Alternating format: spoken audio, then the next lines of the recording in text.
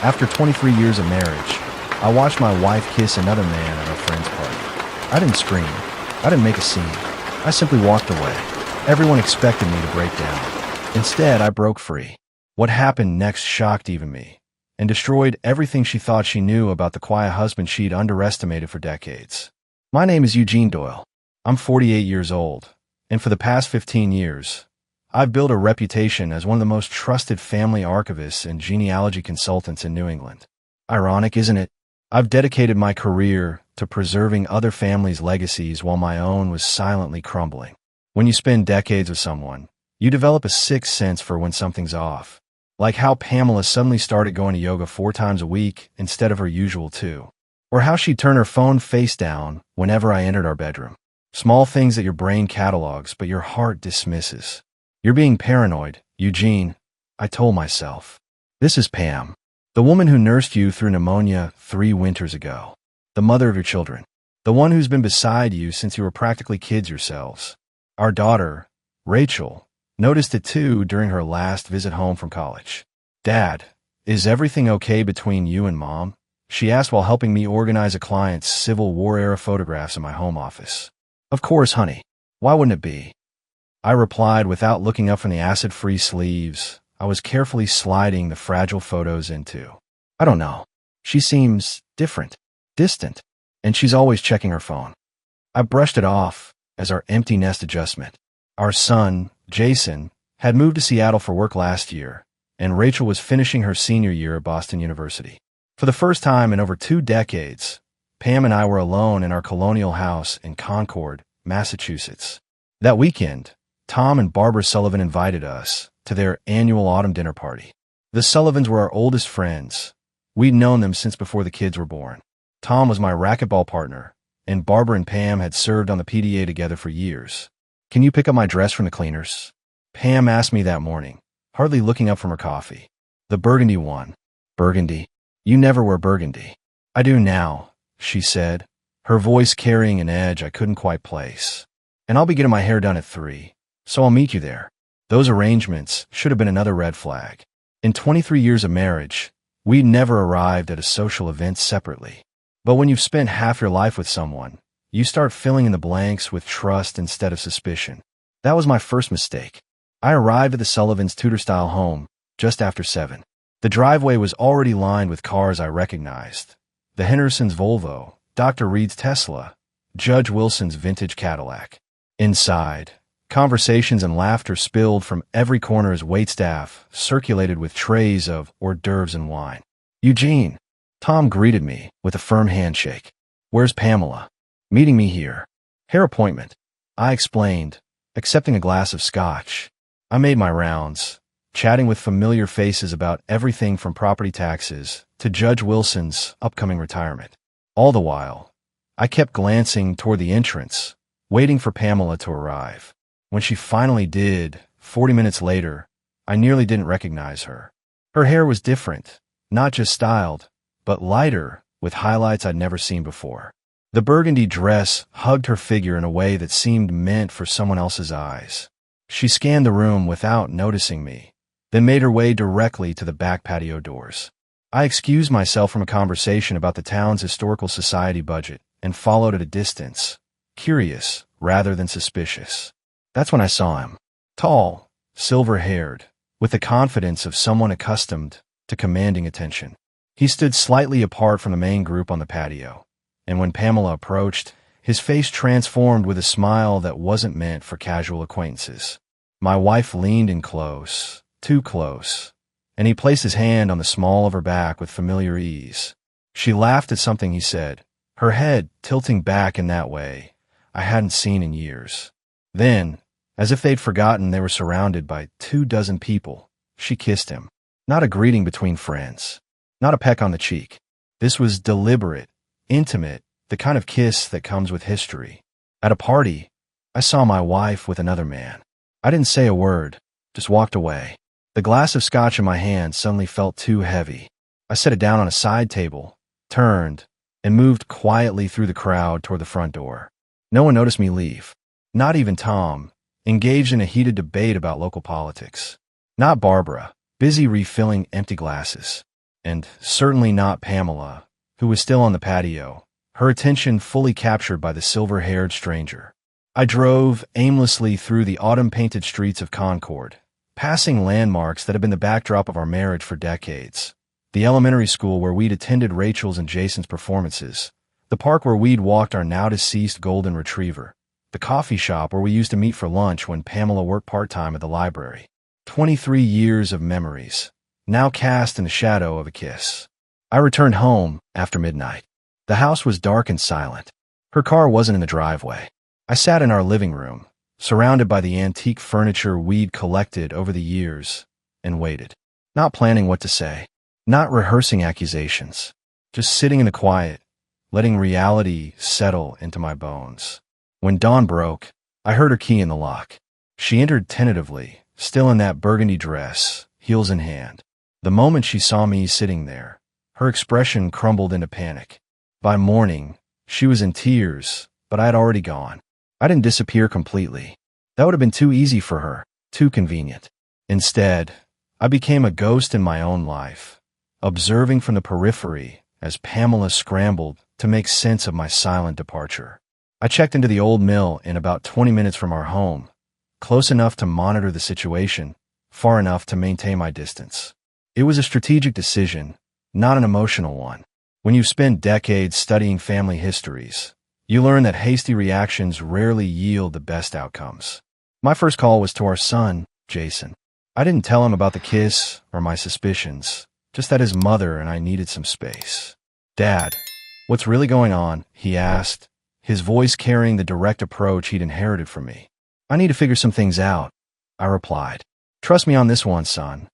I contacted our financial advisor next. Hank Williams had managed our investments for 15 years and knew the intimate details of our retirement accounts, property holdings, and the business I'd built preserving other people's legacies. "I need to understand exactly where we stand," I explained over coffee at a diner far from my usual haunts. Discreetly, Hank nodded, his expression grim. "You thinking legal separation?" "I'm thinking information first, decision second." What I discovered wasn't surprising, but still stung. Pamela had opened a private bank account 3 months ago. She'd moved small sums, nothing suspicious to a casual observer, but a clear pattern to someone looking closely. Preparing a safety net, planning an exit. 2 days after the party, I drove to a vantage point near our house and watched. At 7:30 p.m., an unfamiliar black Audi pulled into our driveway. The silver-haired man from the party stepped out, looking comfortable, like he belonged there. No hesitation, no furtive glances, just the confidence of a man entering familiar territory. I didn't confront them. Instead, I set up my laptop at the inn and accessed our home security system, the one I'd installed after a break-in 2 years ago. The cameras covered the exterior entrances and the main living areas, not the bedrooms. I'd drawn that privacy line during installation, a decision I now found darkly ironic. From my digital vantage point, I watched them move through our home with the ease of practice. He poured himself a drink from my collection of rare bourbons, the 23-year Pappy Van Winkle that Jason had given me for my 45th birthday. Pamela leaned against him in the kitchen while preparing dinner, his hands moving over her with practiced familiarity. The sound was the worst part. Her laughter, bright, genuine, a sound I hadn't heard directed at me in years. "It feels strange without him hovering around," she said as they settled on the sofa, "but also freeing." "You think he knows?" the man asked, swirling my bourbon in my crystal tumbler. "Eugene, please. He spent so many years buried in other people's family trees, he can't see what's happening in his own house."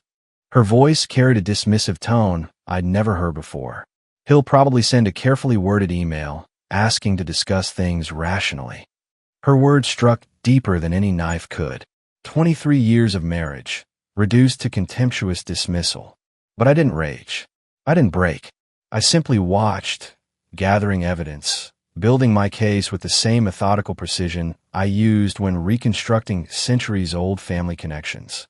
By morning, I had a complete picture, not just of her betrayal, but of her utter disregard for the life we'd built together. I wasn't raised to be vengeful. My father, a history professor at Boston College, taught me that dignity lies in measured responses, not emotional outbursts. But dignity doesn't mean surrender. It means fighting smart. My first move was purely financial. I contacted our bank and investment firms, requesting the addition of two-factor authentication on all our joint accounts. A reasonable security measure, given recent concerns about identity theft. I didn't freeze Pamela out. That would be legally problematic, but I ensured no major transactions could occur without my explicit approval. Next, I called Rachel at college. "Dad, what's really going on?" she asked immediately. "Mom called me crying last night, saying you've abandoned the family and might be having a mental health crisis." I kept my voice steady. "I'm perfectly sound of mind, Rachel. Ask yourself, if I were having a breakdown, would I have organized my client appointments to ensure no one's family history project gets delayed?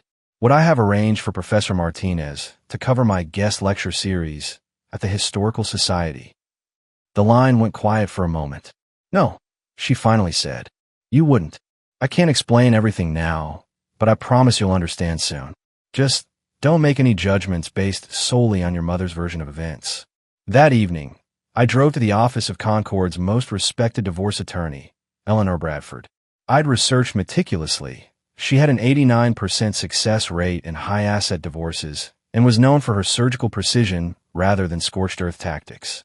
"I don't want revenge," I explained, sliding a folder of printed screenshots and financial records across her desk.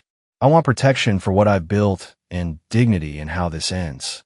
Eleanor reviewed the evidence with a professional detachment I appreciated. "Your documentation is impressive, Mr. Doyle. Most clients bring emotions. You've brought evidence. Preserving history is my profession," I replied simply. I returned to the Old Mill Inn and enacted the next phase of my plan. I remotely backed up all our shared digital storage to secure servers only I could access: family photos, holiday videos, the children's milestones. Not to deprive Pamela, but to ensure these treasures weren't casualties of whatever scorched earth she might create. The following morning, I visited our family doctor for a full physical and blood panel, documentation that I was neither unstable nor in declining health, preempting any potential claims Pamela might fabricate. That afternoon, I received a text from an unknown number. "She's telling everyone you had a breakdown, that you've been acting strange for months, that she's worried about you." It was Barbara Sullivan. We'd never been particularly close, but she had a strong moral compass and apparently loyalty that extended beyond her friendship with Pamela. "Thank you," I texted back. Truth will prevail. I wasn't surprised by Pamela's strategy. Character assassination is the refuge of those who can't win on facts. But she'd forgotten something crucial about me. I'd spent decades helping families uncover truths buried under generations of carefully crafted fictions. I knew how to excavate reality from beneath layers of convenient lies. That night, I wrote emails to our extended family and closest friends. Not emotional appeals, but calm, factual accounts of my whereabouts and well-being. Not mentioning Pamela's infidelity or our separation. Simply addressing concerns some of you may have heard and assuring them I was taking some personal time to address important matters. I didn't slam doors. I didn't rage against betrayal. I methodically secured the foundations of my life, while Pamela was busy spinning narratives that would ultimately collapse under their own weight. By day 5 of my strategic withdrawal, the silver-haired man, whom I'd identified as Robert Cassidy, a pharmaceutical executive recently transferred to Pamela's company, was practically living in our home. But the fortress they thought they were occupying was already surrounded, not by armies, but by the quiet, inexorable force of consequences gathering on the horizon. A week into my strategic absence, I sent Pamela a package. No return address, delivered by courier rather than standard mail. Inside, printed screenshots of her lover's car in our driveway, timestamps clearly visible, a bank statement showing her secret account, a transcript of her dismissive comments about our marriage, captured by our home security system, and a handwritten note: "I'm not angry. I'm just finally seeing clearly." No threats, no demands, just evidence that her carefully constructed narrative was built on sand. I watched the delivery through the security cameras I still controlled. Pamela accepted the package in her yoga clothes, probably assuming it was another online purchase. Her hands trembled as she opened it at the kitchen counter, The same counter where I'd made her breakfast every Sunday for 2 decades. The color drained from her face as she sifted through the contents. She frantically called someone. Robert, presumably, her gestures becoming increasingly agitated. This wasn't part of their script. They'd planned for tears, recriminations, perhaps even a messy confrontation they could spin to make me look unstable.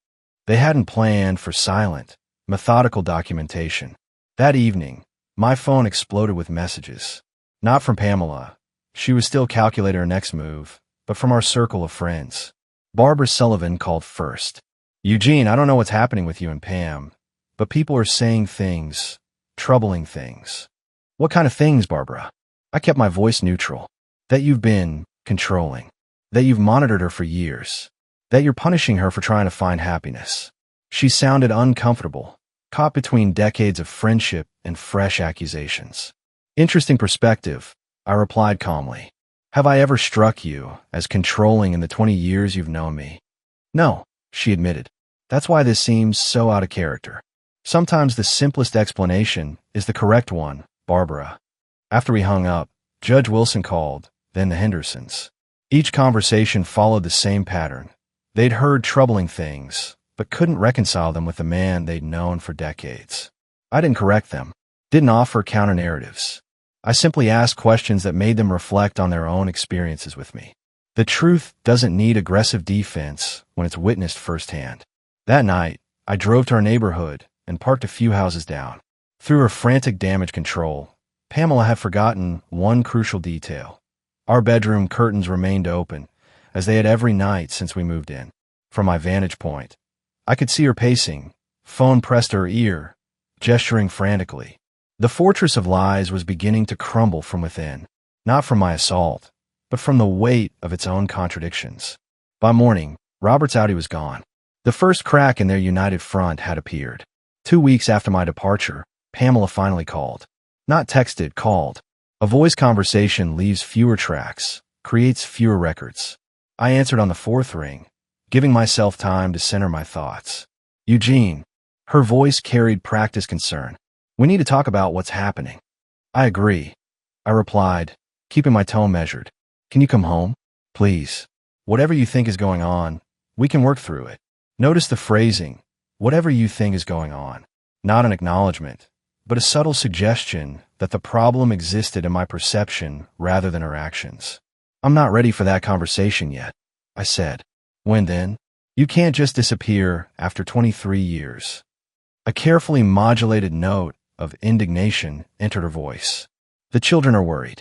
Our friends are worried. I appreciate the concern. I maintained the calm that she once found comforting, but now clearly found infuriating. I'll reach out when I'm ready. The next day, I received a text from Rachel. Mom asked me to come home this weekend. Says you two are having serious issues. Should I? Yes, I replied. But keep your eyes open. Rachel had always been perceptive. As a child, she could spot the real culprit in playground disputes while teachers were still sorting through conflicting stories.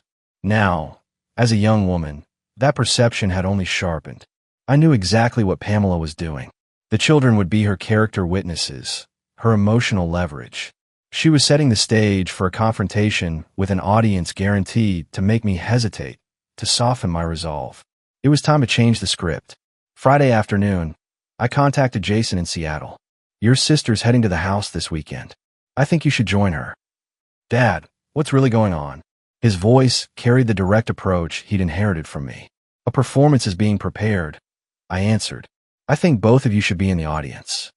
Saturday morning, I watched through the security system as Rachel arrived. Pamela greeted her with a tearful embrace, already setting the emotional tone. 3 hours later, Jason's rental car pulled into the driveway, the unexpected variable in Pamela's carefully crafted scenario. I didn't intrude on their private conversations. Whatever narrative Pamela was spinning, I trusted my children's judgment. They knew me, not just the husband their mother described, but the father who taught them to evaluate evidence and think independently. Sunday evening, Rachel called. Dad, she said, her voice tight. I think you should know Mom's already talking to divorce attorneys. She's got this whole story about emotional neglect and how you've been cold for years. And what do you think? I asked, caring more about her perception than Pamela's accusations. A long pause. I think something doesn't add up. And I think her friend Robert seems awfully comfortable in our house. Trust your instincts, I told her. They've always been good. After we hung up, I made one final call to Eleanor Bradford, my attorney. They've started the narrative phase, I explained. Time to move forward. Affidavits are ready, she confirmed.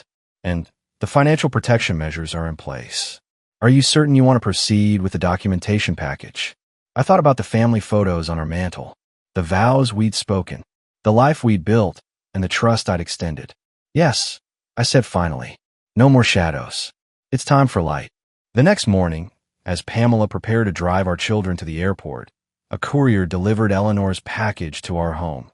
Comprehensive documentation of the affair, the financial maneuvers, and the disparaging comments.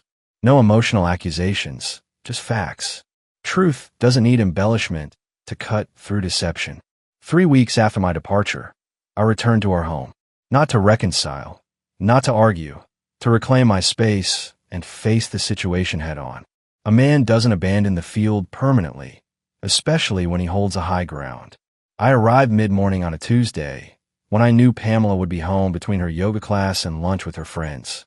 I used my key, entering quietly but making no attempt to surprise her. She was in the kitchen, scrolling through her phone, when she heard my footsteps. The coffee mug slipped from her hand, shattering on the tile floor we'd installed together a decade ago. Eugene. Her voice wavered between shock and attempted control. Pamela. I set my briefcase on the counter and began brewing coffee as if it were any ordinary day. We need to talk. Her eyes darted at her phone, then back to me. I've been trying to reach you for weeks. I know. I poured water into the machine, my movements deliberate. I wasn't ready then. I am now. This isn't like you, just disappearing, she began, shifting into the narrative she'd been crafting.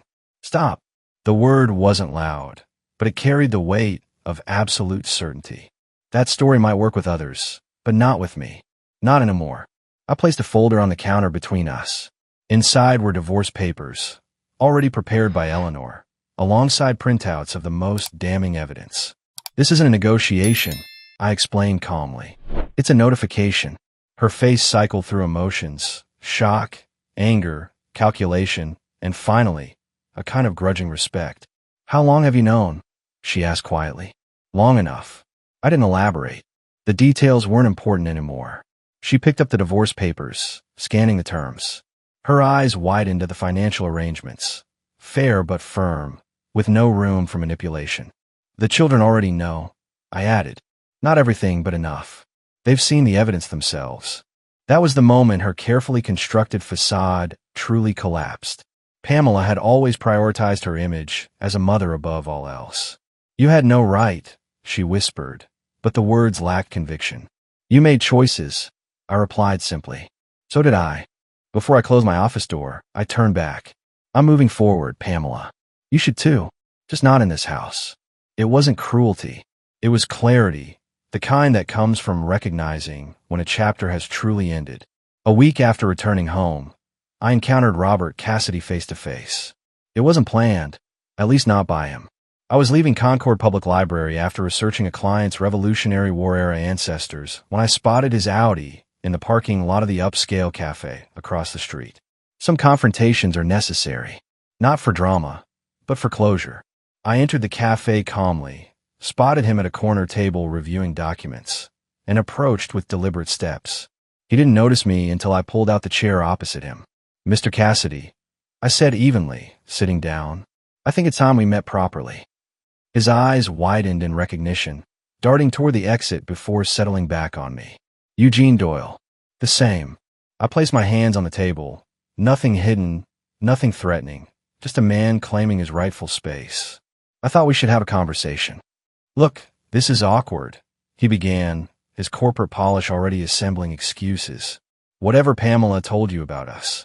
She hasn't told me anything, I interrupted calmly, which is precisely the problem. His confusion was genuine. Clearly, Pamela had assured him I remained ignorant or had accepted whatever narrative she constructed. I'm not here to create a scene, I continued. I'm here to look you in the eye and ask if you understand what you participated in destroying. He shifted uncomfortably. Marriages end. People grow apart. Indeed they do, I agreed. But honorable people end one relationship before beginning another. His eyes dropped to his coffee cup. The silence stretched between us. 23 years, I finally said. 2 children. A life built brick by brick. That deserved more than a kiss at a party and lies in the aftermath. His head snapped up. She said you knew for months, that you were separated in all but name. I smiled thinly. Consider who provided that information and their potential motives. Understanding washed over his face, followed by something resembling shame. Not guilt over the affair, but embarrassment at being manipulated, the kind of embarrassment corporate executives find intolerable. The divorce will proceed, I said, standing. I don't expect apologies or explanations. I simply wanted you to see the human being you helped betray, not some abstract obstacle in your path. As I turned to leave, he called after me. Doyle, for what it's worth, she's losing the narrative at the company. People are asking questions. I nodded once, acknowledgement without gratitude, and walked out into the autumn air. Some victories aren't about winning, but about making sure everyone recognizes what's been lost. 6 months after finding Pamela with Robert, our divorce proceedings were nearly complete. The house was on the market, assets divided according to Eleanor's meticulous planning. We communicated only through attorneys, arrangement that maintained peace and clarity. Then Pamela requested a face-to-face meeting. No lawyers, no mediators. Just the 2 of us at the small Italian restaurant where we'd celebrated our 20th anniversary. I considered refusing. What remained to discuss? But closure sometimes requires one final conversation, so I agreed. She arrived 15 minutes late, a habit that once irritated me but now seemed trivial. She'd aged in these 6 months, fine lines around her eyes deeper than I remembered. Thank you for coming, she began after ordering a glass of wine. I wasn't sure you would. We were married for 23 years, I replied. That deserves at least one final conversation. She nodded, fingers tracing condensation on her water glass. The house sold quickly. Good neighborhood, good schools. It always would. The small talk exhausted itself quickly, leaving the weight of unspoken words hanging between us. Eugene, she finally said, I need to know if you can ever forgive me. I considered the question carefully. Not a reflexive response, but a truthful one. Forgiveness isn't the issue, I answered. I've moved beyond anger. What I can't do is forget. I never meant to. Please, I interrupted gently. No narratives. Not anymore. She bit her lip, an old habit from when she was genuinely uncertain, not performing uncertainty. Robert's gone, she offered. He left when the pharmaceutical company transferred him to Chicago. I nodded, unsurprised. Robert had struck me as a man who followed paths of least resistance. Are you seeing anyone? She asked, her tone suggesting she'd been gathering courage to ask. No, I answered truthfully. I'm relearning who I am without you. Something in her expression crumbled, perhaps the last vestige of hope that I'd been destroyed by her departure, that I needed her to be whole. The children miss you, she said. Jason says you're taking him fishing in Alaska this summer. We leave in 3 weeks. Rachel's joining us for the second half. The conversation drifted to safer topics, the children's accomplishments, mutual friends, her new apartment downtown. As we finished dessert, she reached across the table, hand stopping just short of mine. I made a terrible mistake, she said, eyes glistening. If I could go back. We can't, I interrupted gently. And that's all right. I paid the bill and walked her to her car. No dramatic embraces, no tearful reconciliations, just 2 people acknowledging the end of a shared journey. As I drove home, I realized the heaviness in my chest had lightened, not disappeared, but transformed into something manageable. Not healing, exactly, but the beginning of whatever comes after. 1 year after seeing Pamela kiss another man at the Sullivans' party, I stood on the shore of a small lake in Vermont, watching the sunrise paint the water copper and gold. The cabin I'd purchased was nothing grand. 2 bedrooms, an open kitchen, and a wraparound porch perfect for morning coffee and evening contemplation. The past year had been a journey of deconstruction and rebuilding. The divorce had finalized without drama. the household to a young family expecting their first child, and my business had expanded to include digital archiving services for historical societies throughout New England. My phone buzzed with a text from Jason. "Happy 49th birthday, Dad. Call when you wake up." I smiled, making a mental note to call both children later. They'd emerged from the divorce with remarkable resilience, perhaps because I'd never used them as weapons or forced them to choose sides. On the small desk inside, my laptop displayed a half-completed family tree for the Petersons from Brattleboro, 6 generations of farmers, teachers, and local politicians who had helped shape Vermont's history. Their story waited patiently for my expertise to bring it to life. But today was for reflection. I walked along the shoreline, hands in pockets, considering the journey that had brought me here. The pain had faded gradually, like an old photograph losing contrast with time. What remained wasn't bitterness, but perspective, an understanding that even decades-long commitments required constant tending from both parties. My brother David arrived that afternoon, as promised, carrying fishing gear and a bottle of scotch. At 61, he'd weathered his own divorce 15 years earlier and emerged stronger for it. "How's it feel being on the other side?" he asked as we settled into Adirondack chairs on the porch. "Like waking up," I replied. "Everything's clearer." We talked as the day faded, not just about Pamela in the past, but about my plans for expanding the business, his upcoming retirement, the fishing trip we'd promised ourselves for decades. "You know what surprised me most?" I said as stars appeared above the pines. "Not the betrayal, but how I handled it. I never knew I had that kind of strength." David nodded, understanding what I meant. Not pride in stonewalling or calculating revenge, but in maintaining dignity through devastation. "Some men never find that out about themselves," he observed. "Takes a storm to see what's built to last." He was right. The man who had walked out of that party a year ago wasn't the same one sitting here now, not diminished, but distilled. Stronger, clearer, more authentically himself. As night settled fully around us, I realized I'd stopped looking backward. The archived memories, both good and painful, had been properly cataloged and filed away, leaving space for whatever came next. Not a second chance or a new beginning, exactly. Just the next authentic chapter in a life still very much worth living, written on my own terms. 여자는 아니고요, 여러분. 남자입니다. 남캠인데, 남자라도 냄새가 나면 좀 불쾌한. 형님! 저 이제 또 진짜 가려고요, 형님. 네. 진짜 내 진심이야? 저도 진심이었습니다. 알지. 마지막으로 또 여기 TBJ 사람들한테 인사 한번. 네. 항상 애용 많이 해주시고, 네. 인천의 주님입니다. 네. 항상 사랑해주세요. 사랑해주세요. 네. 진영님 감사합니다. 네. 네.